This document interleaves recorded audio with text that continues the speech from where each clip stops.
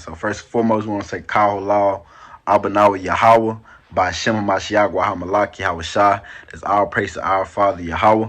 In the name of the Messiah and the King Yahweh Shai, right, who the world really calls Jesus Christ. Alright. It's Soldier Isaiah from the Sakari Dallas Sect, here for the 5th installment of the Word to the Wise series, right?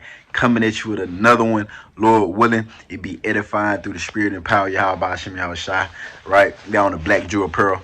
Alright, so shout out Black Jew World for the apparel called Law Yahweh Hashem Yahweh Shai, Walk the Water for this. Yeah, man, Word to the Wise, bruh. Number 5, right? And the title of this, the topic we're going to be diving into is, what's a name if they don't respect it? Okay?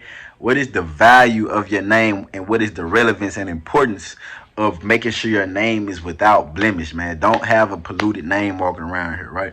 Don't be wicked and inherit a wicked name, man. A wicked outlook and disposition and connotation towards your name. You don't want that. Okay, through the spirit and power, we're going to prove it through the wise men of our ancestors, right? And the verse that really got me on this and really diving into this is Sirach, the 41st chapter, right? So we're going to dive in to the Apocrypha right quick. As you can see, this book Ecclesiasticus, or the book of Sirach, has been a consistently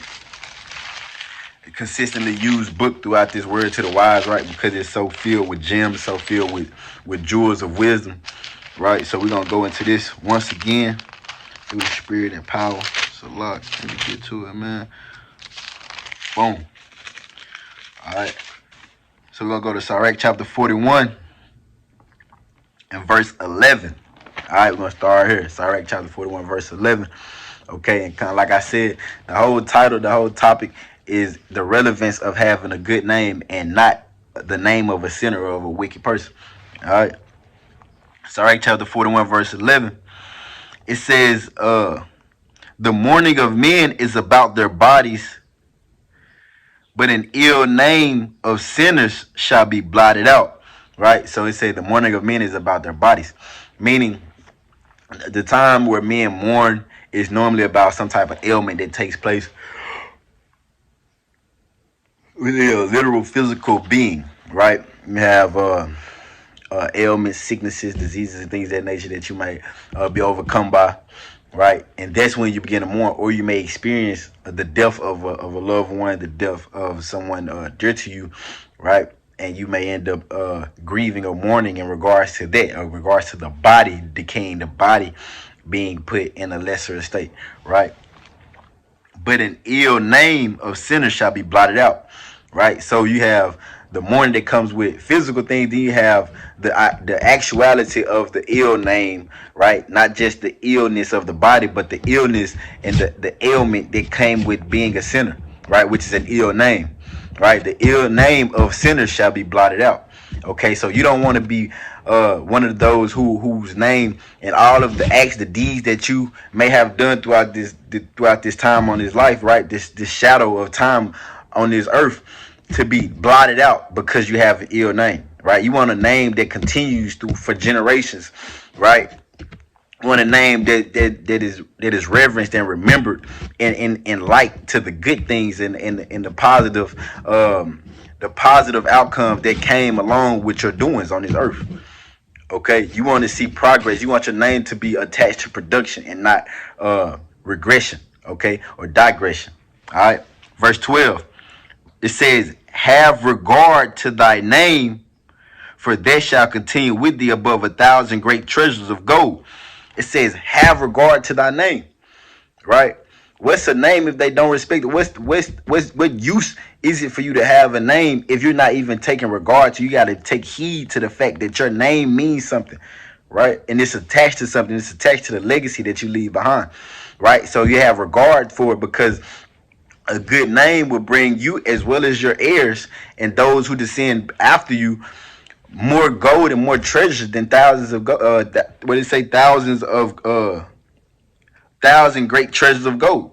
It's a lot, right? So you would prefer to have thousands of stories and thousands of people that look at you in regards to being a positive influence amongst your people, a man of renown, a man of wisdom amongst your people, right? One that gave good guidance and things of that nature amongst your people, versus a person that was rich as a mud and had all these cars and et cetera, et cetera. Because eventually those stories get old, man, right? But the stories and the wisdom that you leave behind, that doesn't get old. It can always be passed down. It can always be useful, right? It's idioms and things of that nature. The same way that we used the wise words and the idioms and the proverbs and the instructions that were left to us from these great men that we find in these scriptures, right?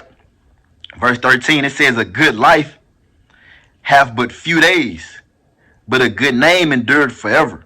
It said a good life, right? You may have an actual good life that you find yourself living. You might have a comfortable life, right? You receive benefits and things of that nature, right? But it still only lasts for a short amount of time, right? Like you say, our lives are like smoke. You understand? You see smoke for once it's created, but eventually it evaporates into the air, right? So, it says, but a good name endureth forever, right? So your name isn't like a smoke cloud, right? It is one that endure forever. It's one that you will see being mentioned consistently throughout generations because of the things that you found yourself doing, right? And the good deeds follow you and your name forever throughout your seed line and et cetera, right? So we're gonna go to Proverbs chapter 22 just to bag that idea up, man.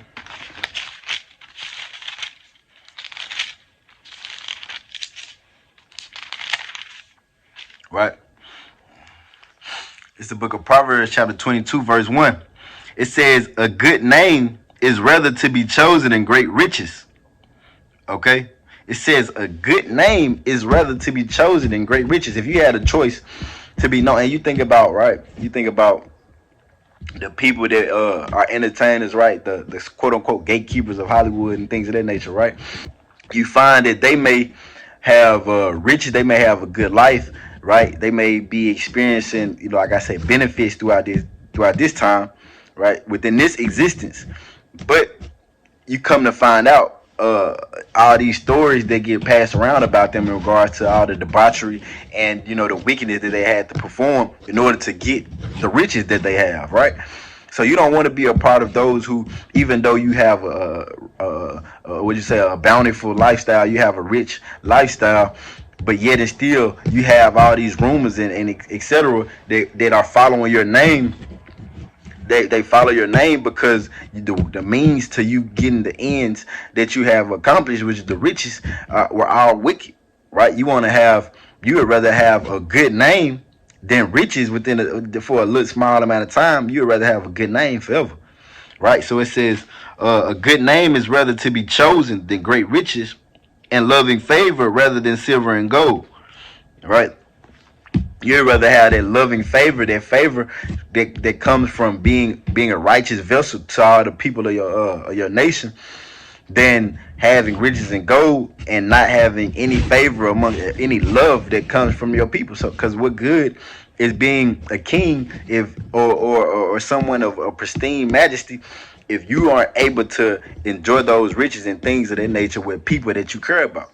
Right? Or to the fact that no one cares about you. Like, they look at you like, okay, you're rich, but we don't care about you. You understand? Because all of that is vanity, man. You want that good name. You want that loving favor amongst the people.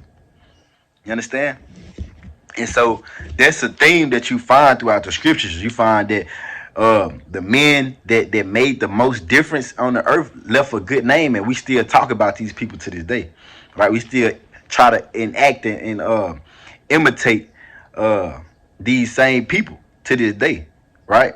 We try our best, even not just people of the scriptures, but also people that we deem of renown within our culture, like the Malcolm X's, right? The Martin Luther Kings. You have these Marcus Garveys and all these other people, the Nat Turners, et cetera, that we look up to, right? Because of the name that they left, because of the deeds that they perform, right?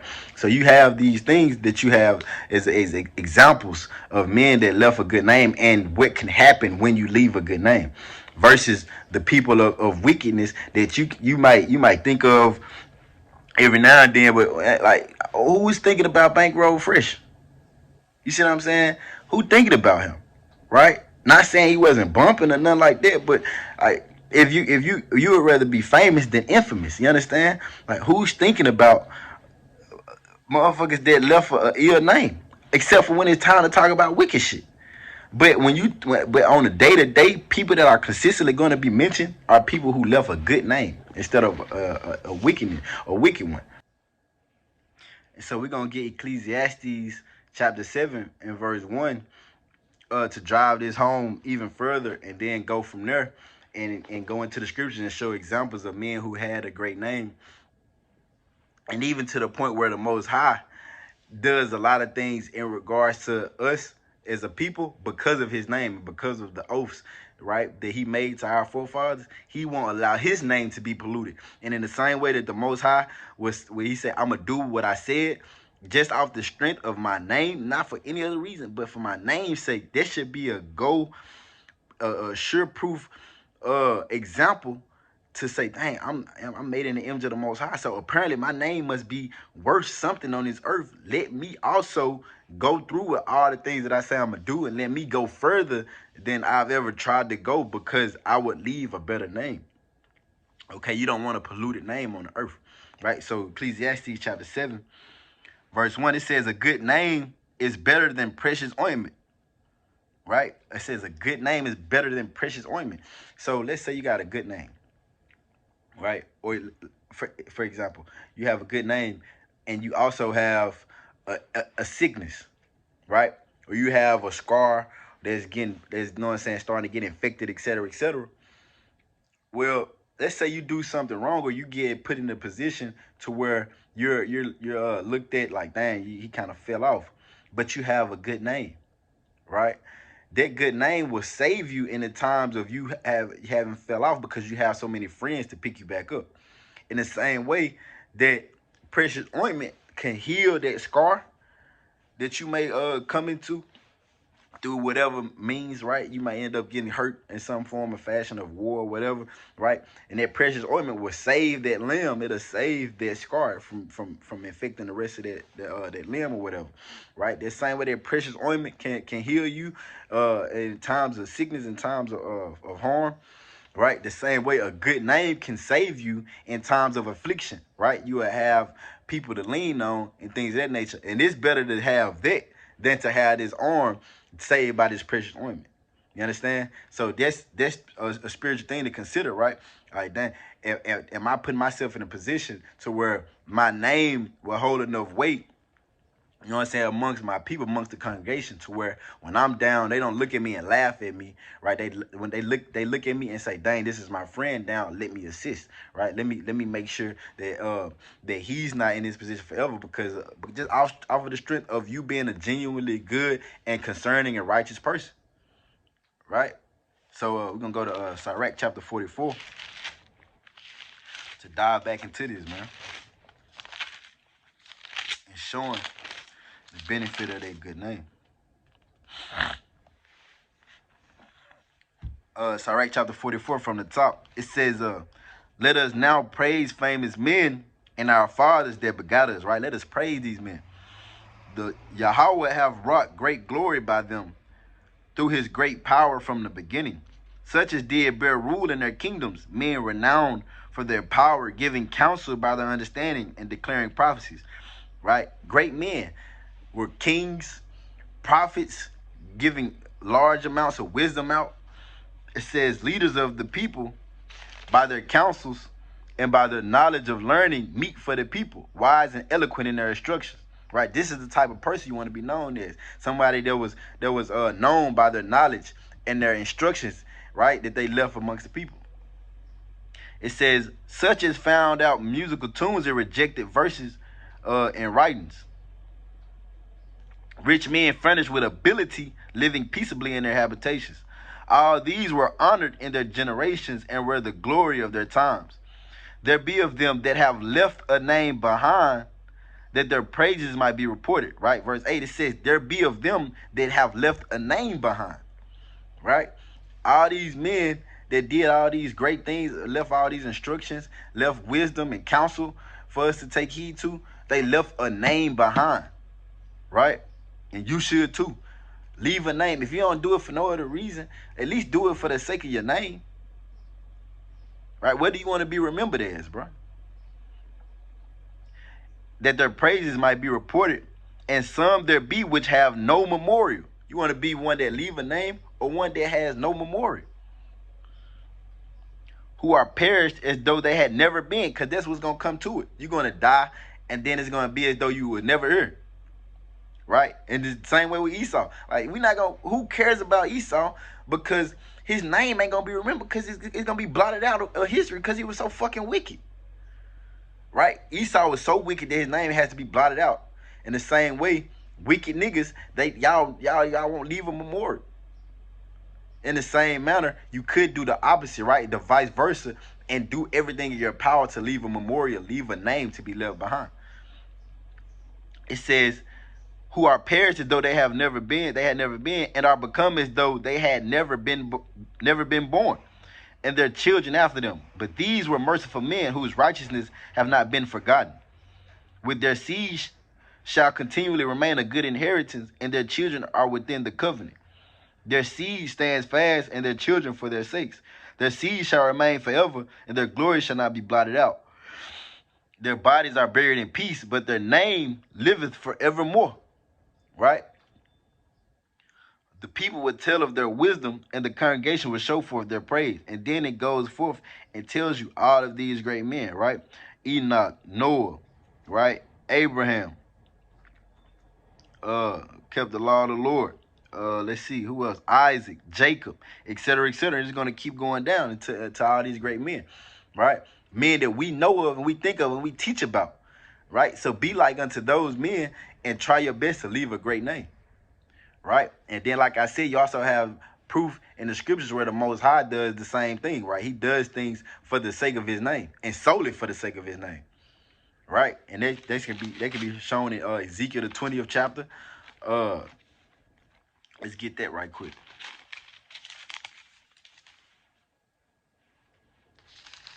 We're going to start at verse 7.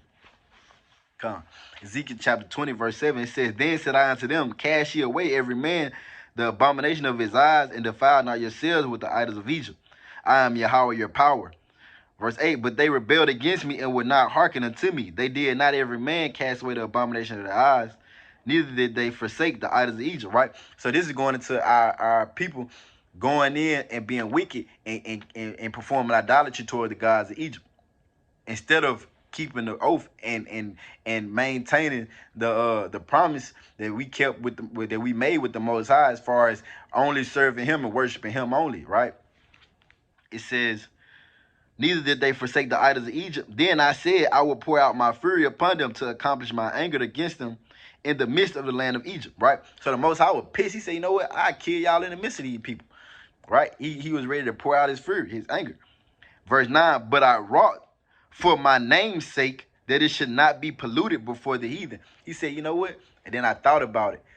I can't do this to y'all amongst the heathen, because then my name would be polluted, right? In the same manner, you don't want to be in evil conversations among the Gentiles of our people for the sake of your name, because you want them to see I'm a different being. I'm a different creature, right? The same way the Most High, he didn't do the things that he could have did amongst the heathen to us. He could have did horrible things to us amongst the heathen, which he ended up still doing to us, but it was in a place where the heathen weren't able to see us being destroyed like that, right?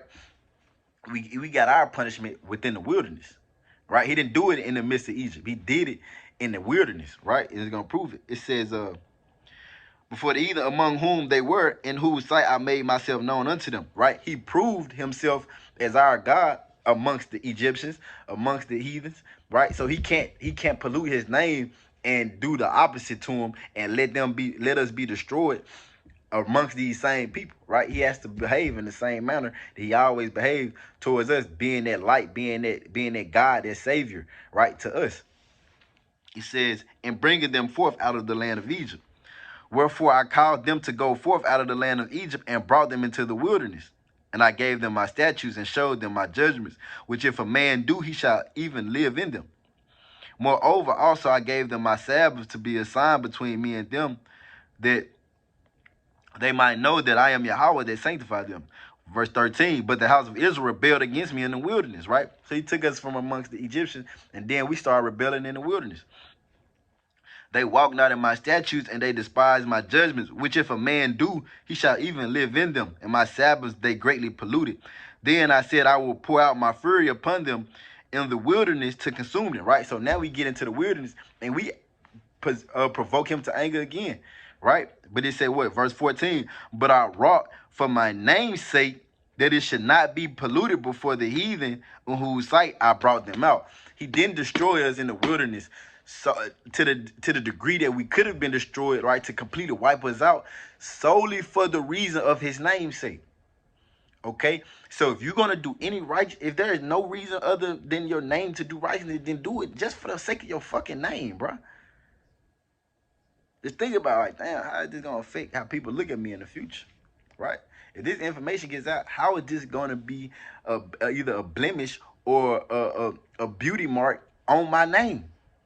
Sincerely ask yourself that before performing any action, and it'll prevent you from doing things that you know you shouldn't be doing through the spirit and power of Yahweh Bashim Yahushua, right? Continually meditating on things like this. I want to be like Joseph.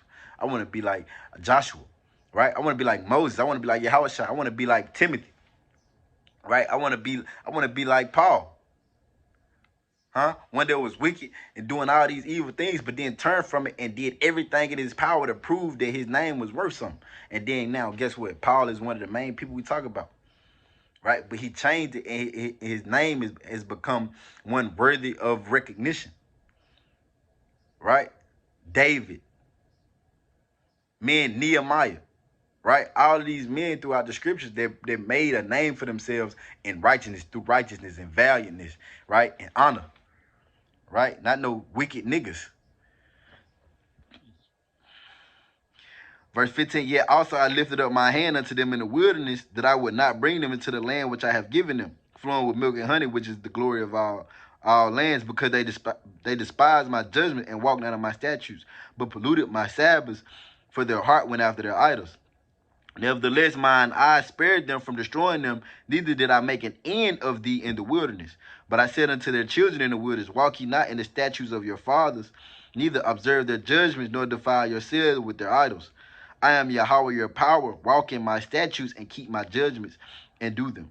And hallow my Sabbaths, and they shall be a sign between me and you, that ye may know that I am Yahweh your power. Right? So he said, look, this is what we're going to do. We're going to get rid of that generation. I'm not going to make an end to y'all like I could have, because he was telling Moses, I'm going to just kill everybody and start over with you. Right? So he said, I ain't going to do that. I'm going to just kill off that generation and bring up this next generation. And Lord willing, right, we were through the spirit, we were supposed to just say, okay, we're not going to perform the same actions as our fathers, right? They got murdered in the wilderness. They got killed in the wilderness. They died off in the wilderness, right, for their wickedness. They didn't get to see the land, didn't get to see the beauty of the Fertile Crescent, right? It's theirs, it's an ownership of them. You see what I'm saying, right? A land flowing with milk and honey. We didn't get to see that, right? But the next generation through the spirit got to see that, right? It says, notwithstanding the children rebelled against me, they walked not in my statutes, neither kept my judgments to do them, which if a man do, he shall even live in them. They polluted my Sabbath. Then I said, I will pour out my fury upon them to accomplish my anger against them in the wilderness. Nevertheless, I withdrew my hand and wrought for my name's sake, that it should not be polluted in the sight of the heathen, in whose sight I brought them forth. And as you can see, he's consistently saying, bro, the only reason I'm not killing y'all is for my name. If I didn't make this oath, if I didn't make this promise, if my name wasn't at risk, if I didn't have a risk of putting a blemish on my name for killing y'all, I'd been put y'all to death. Right? But for the sake of my name, I was wrought. Right? And to finish it off, we're going to go to Isaiah chapter 48.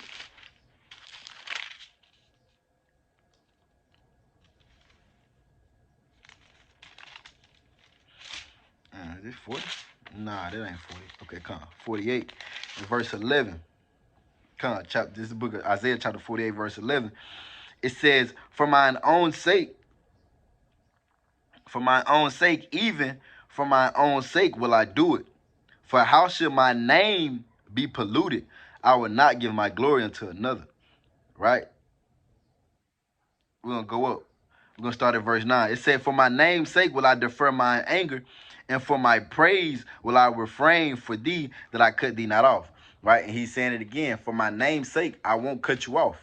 Right? Verse 10, "Behold, I have refined thee, but not with silver. I have chosen thee in the furnace of affliction. For mine own sake, even for my own sake, will I do it. For how should my name be polluted? And I would not give my glory unto another." Right? As he said, for I ain't gonna give my glory unto another, and you shouldn't either.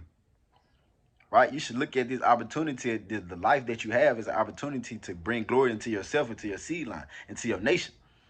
Right? Don't use it and loathe it and waste it, and then next thing you know, your name is blotted out forever, and so is your seeds. Right? Don't be wicked, man. Right? Choose the path that would bring you an honorable name. Right?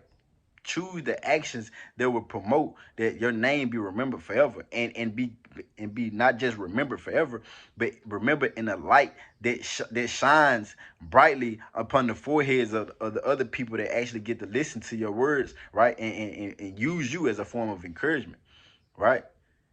And with that, I'm gonna say, call all Yahweh by Shemi Al-Shai. Lord willing, this video was edifying, right? Right? Do it for your name, man. Take regard to thy name.